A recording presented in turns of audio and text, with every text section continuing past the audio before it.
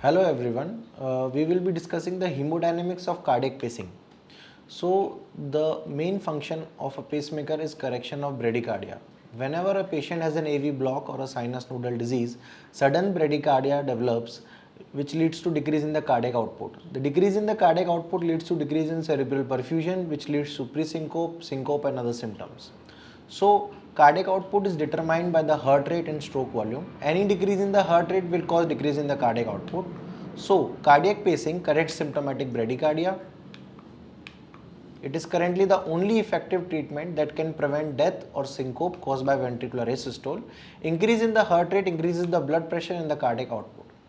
So whenever a patient is exercising or doing exertion, the heart rate should increase proportionately so as to maintain a proper cardiac output. So most of the pacemakers which are available now come with a rate modulation program.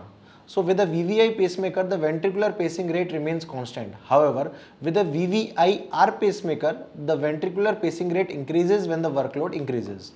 Rate adaptive pacing sensors detect physical or physiological indices to mimic the rate response of the normal sinus node.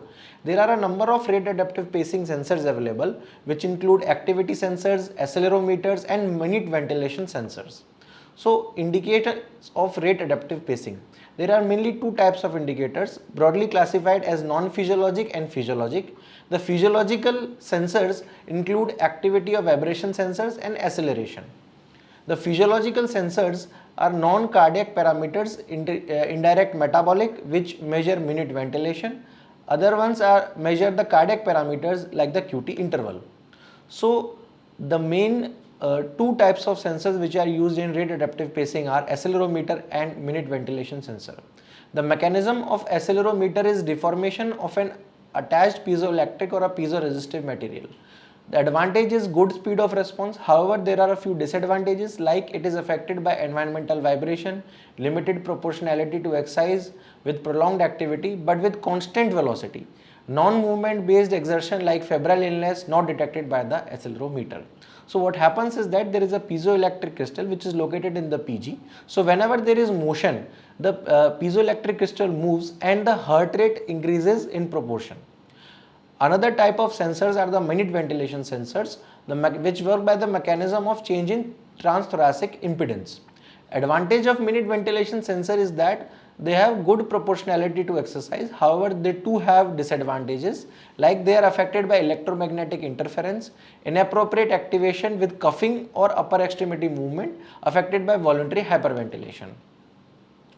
So when we look at the work rate versus the oxygen uptake at anaerobic threshold in patients with sinus nodal dysfunction, we can see that those patients who have rate responsive pacemakers programmed, especially the dual chamber pacemakers on triple DR mode, they have the highest oxygen uptake or highest oxygen consumption, indicating that the cardiac output is maximum in these patients and the efficiency by which they can do work or exertion is more. So compared with the VVIR, the triple DR pacing has demonstrated improved exercise capacity, cardiac output, suggesting more efficient cardiac work. In patients with sick sinus syndrome, triple DR pacing provides a greater maximal heart rates, longer exercise time, higher maximal oxygen uptake and higher oxygen uptake at anaerobic threshold than triple D pacing. However, when we look at the evidence, there is not very strong evidence in support of rate responsive pacemakers. From an evidence-based perspective, despite the physiological basis for rate adaptive pacing and acute improvements in hemodynamics, it has not been clearly established that rate adaptive pacing provides clinically relevant improvements in symptoms, quality of life or other relevant cardiovascular outcomes.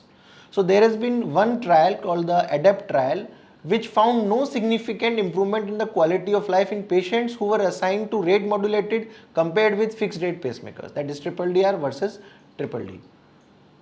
So coming to the pacemaker syndrome. Pacemaker syndrome is because of loss of the AV synchrony, which leads to symptoms like shortness of breath, fatigue, headache, syncope, vertigo, heart failure, pulmonary edema, dizziness, palpitation, pulsations in the neck, chest pain, near syncope and confusion. So pacemaker syndrome was initially identified with VVI pacing. So as we can see here, the brachial artery pressure drops as soon as ventricular pacing is started, and the pressure recovers and rises as soon as the sinus rhythm is restored. So normally what happens, if there is a reduction in cardiac output, then the peripheral resistance increases and the blood pressure remains constant, because blood pressure is dependent on cardiac output as well as peripheral vascular resistance. However, in those patients who have pacemaker syndrome, when the cardiac output decreases, the peripheral resistance does not rise proportionately, which leads to decrease in the blood pressure. So there are multiple reflex pathways involved in pacemaker syndrome. So what happens is that when we give a VVI pacing leads to decrease in the cardiac output, decrease in the stroke volume, and decrease in the blood pressure. These acute hemodynamic changes lead to activation of the sino-aortic baroreceptors, which cause reflex inhibition into the vasomotor center of the brain, which causes increase in the epinephrine, vasoconstriction, tachycardia, and increase in contractility. At the same time, the VVI pacing leads to AV dissociation. AV dissociation leads to increase in the LA pressure and the pulmonary artery pressure, which activates the vagal cardiopulmonary mechanoreceptors, which again activate the vasomotor center in the brain, causing inhibition of vasodilatation and bradycardia. So all these mechanisms together contribute to the different symptoms observed in pacemaker syndrome. AV synchrony. So there are mainly 4 things which are responsible for symptoms in patients who are having AV dysynchrony, and correction of these things can restore the patient's physiological status.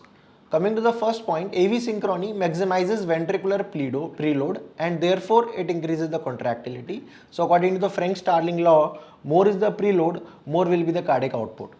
Secondly, AV synchrony closes the aortic valves before the ventricular systole, limiting AV valvular regurgitation.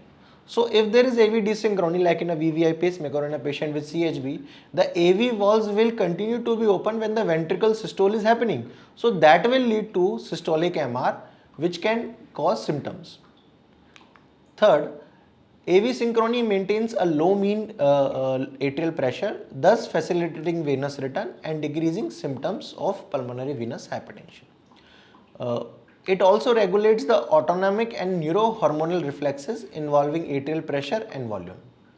So this is the PCWP pressure recording from a single patient during AV pacing and V pacing only.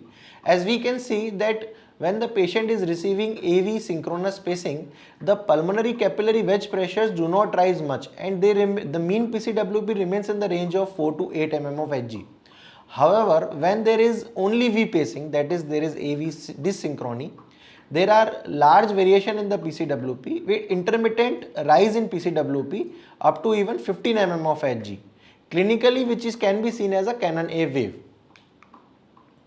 So the arrowhead shows that the atrial EGM occurs just after the ventricular EGM, that is the atria contracts along with the ventricular contraction. So actually the atria is contracting against a closed AV valve.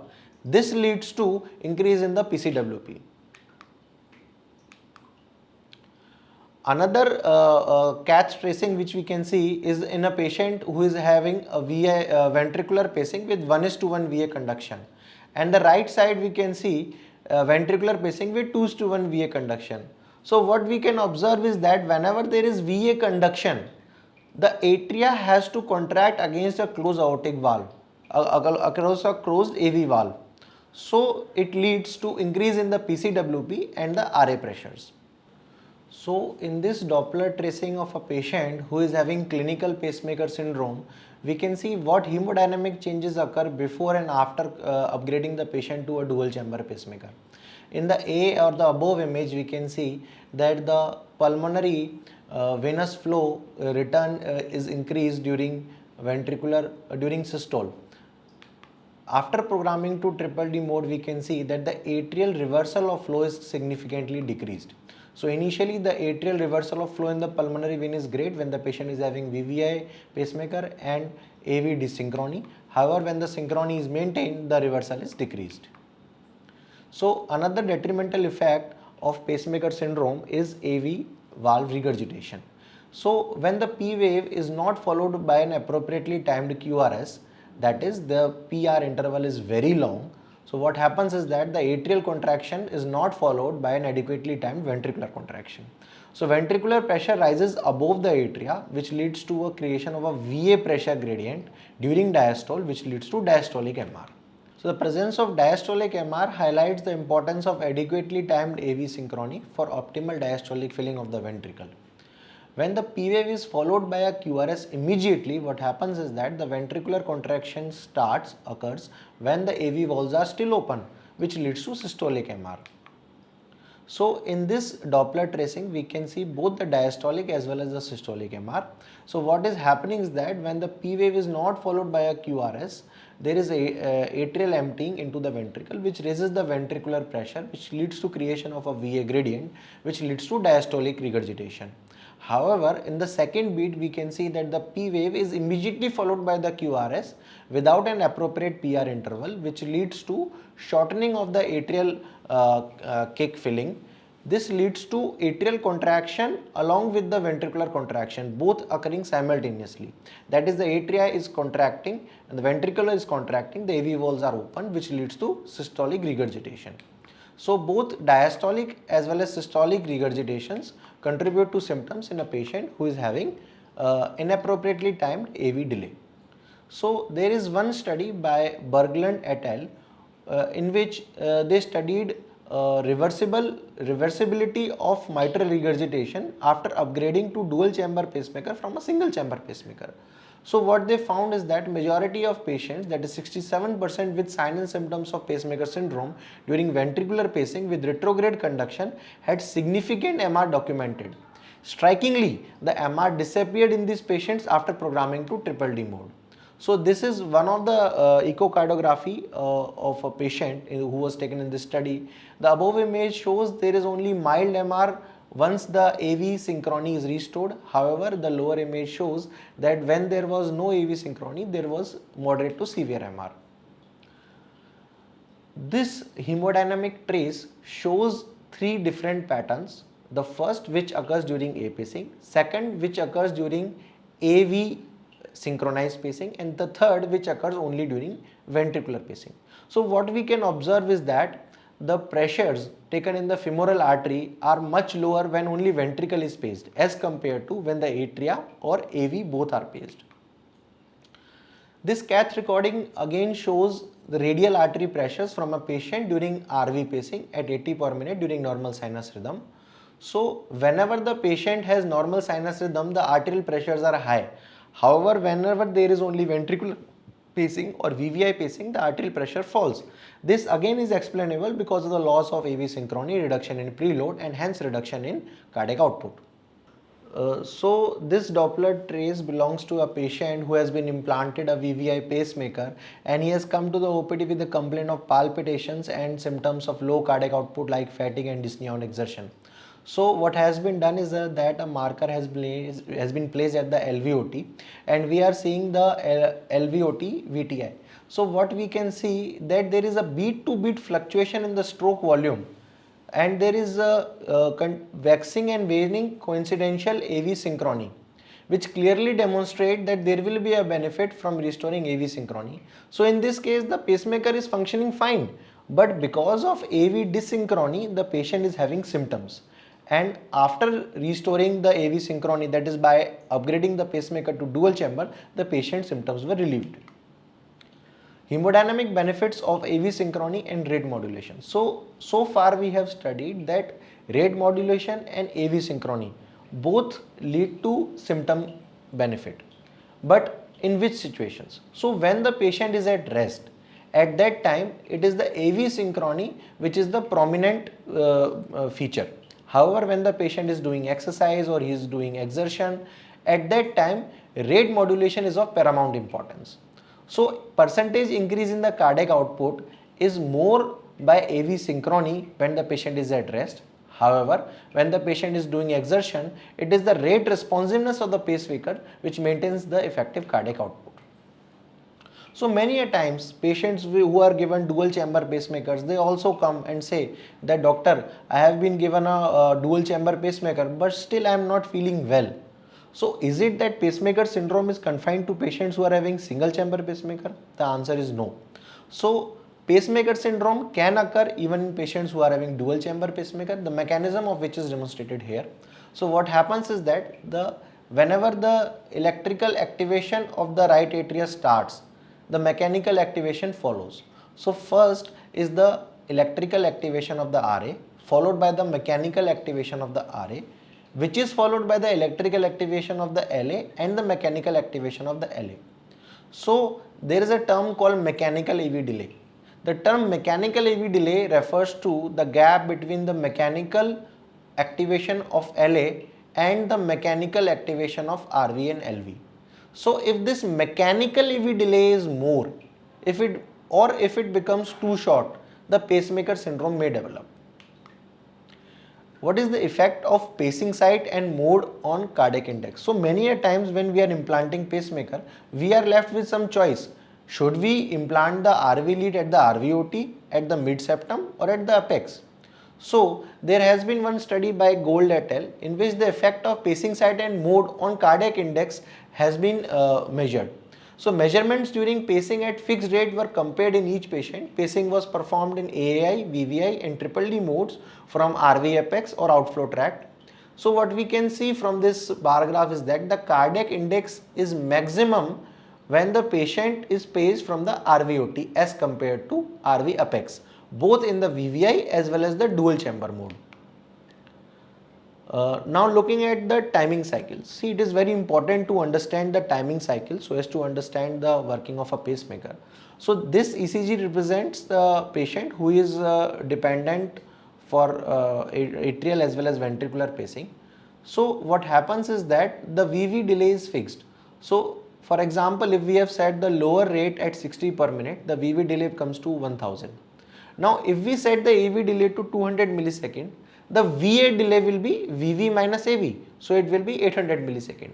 It means that the VA delay is actually dependent on the AV as well as the VV delay. Keeping the VV delay constant, if we reduce the AV delay much, for example in this case if we reduce the AV delay to 50 millisecond, the VA delay will be 950 millisecond. And if the AV delay is increased to let us say 400 milliseconds, the VA delay will be very less, it will be 600 millisecond. So the filling of ventricle is determined by the AV and VA delay. In case when the AV delay is too short, the active atrial contraction filling the ventricle will be truncated prematurely. At the same time, if the AV delay is too long, what will happen is that the late ventricular filling will be compromised. So optimization of AV delay is very important. Effect of optimal AV delay timing. So here we can see the Doppler aortic flow velocity integrals recorded at various AV pacing intervals. So when the AV delay was 50 millisecond and when the AV delay was 300 millisecond, the Doppler aortic flow velocity was less. However, when the AV delay was optimal, that is at around 175 millisecond, the flow velocity integral was high. So how to program an optimal AV delay? So there are multiple methods which have been described, one of which is this, that is the Doppler technique. So the above graph you can see that the AV delay is very short, that is 50 millisecond. However, the bottom graph shows very long AV delay, that is of 250 millisecond. So interval A in the above graph represents the longest time between ventricular pacing artifact and mitral valve closure for the short AV interval. Interval B represents the time between ventricular pacing and mitral valve closure during long AV interval. So what we have to do is that we have to calculate the A and the B intervals, and then we can calculate the optimal AV delay using them. So the optimal AV delay is calculated as the long AV delay minus the difference between the intervals A and B. So here is a Doppler tracing from a patient who is having mitral regurgitation and dilated cardiomyopathy with a very prolonged PR interval. So in both the tracings, the patient is having a dual chamber pacemaker but with different AV delays. So in the first tracing in which the AV delay is not optimized, what we can see is that there is a very long PR interval. Due to very long PR interval, what will happen? The atria will empty into the ventricle and the ventricular pressures will rise. Ventricle systole has not started yet. So this rise in the ventricular pressure will lead to a VA gradient and a diastolic MR or a pre-systolic MR.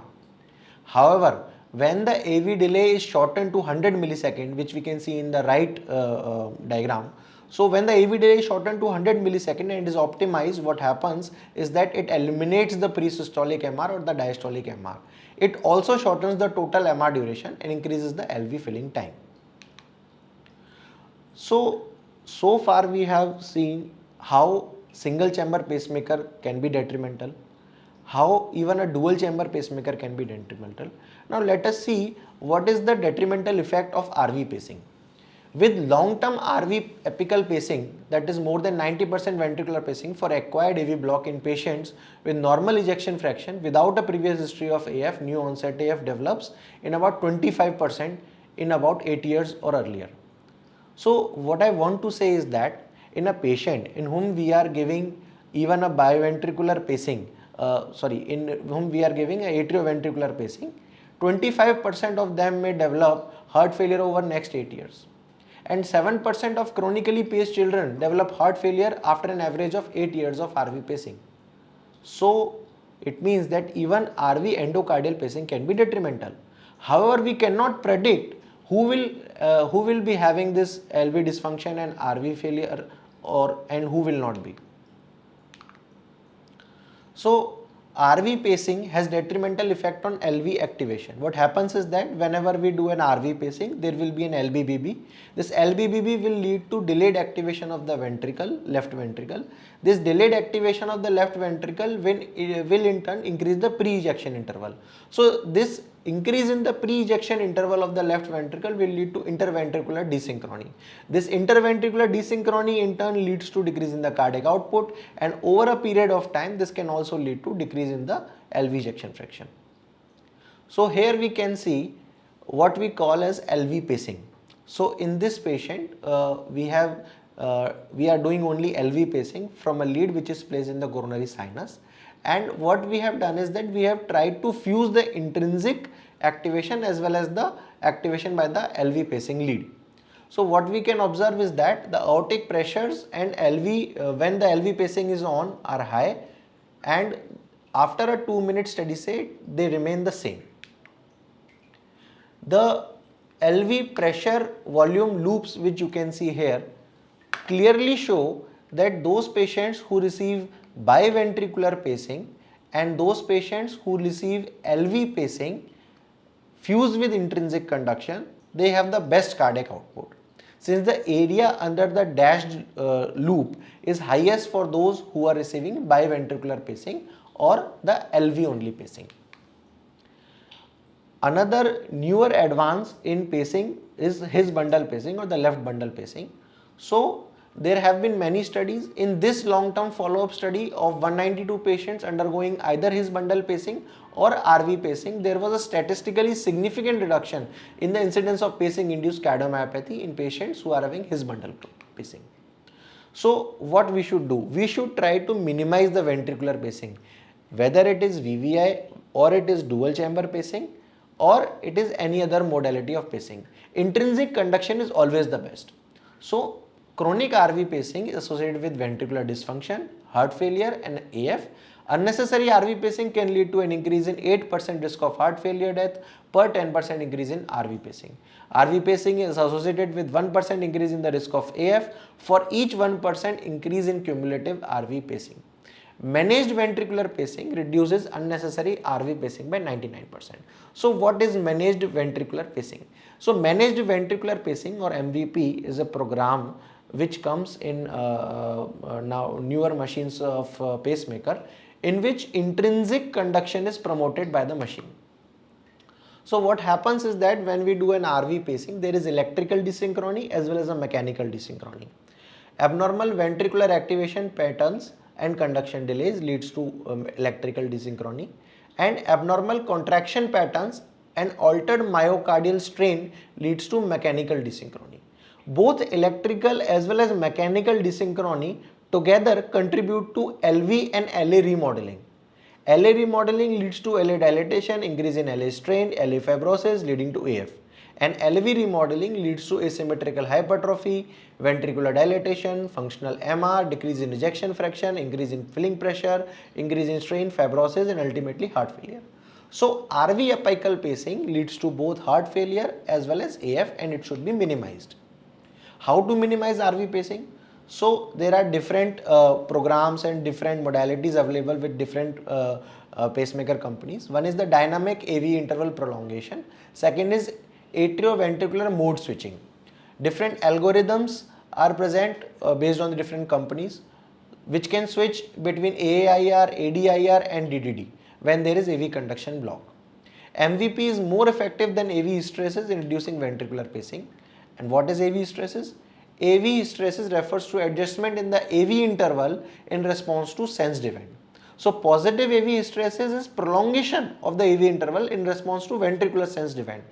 What will it do? It will permit intrinsic AV conduction and it will minimize unnecessary ventricular pacing, therefore reducing the electrical as well as the mechanical dysynchrony and having good long-term results. Negative AV hysteresis is done for patients who are having HOCM and CRT to promote ventricular pacing. So thank you all. This was all for today.